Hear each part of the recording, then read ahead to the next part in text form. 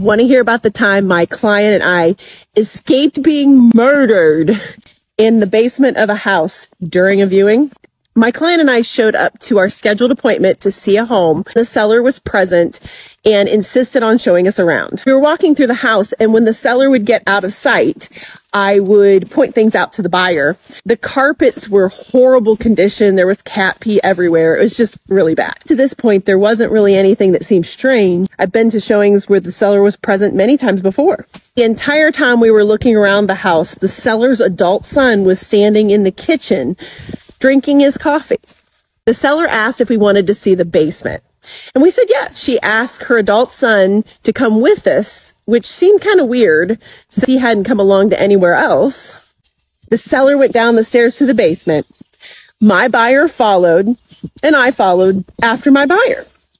And then the son started down the basement stairs and pulled the basement door shut, and it slammed behind him. My buyer froze, just stood there. We just stood there on the stairs to the basement. It was just super creepy.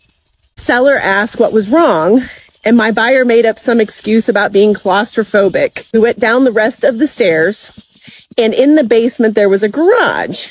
So we made up some quick excuse about wanting to see the backyard and hightailed it out the basement into the backyard. My client turned to me after we were out of earshot and said how creepy it was. Tell me in the comments if you think we were absolutely crazy, or just like the post to say, hey, yeah, you're right.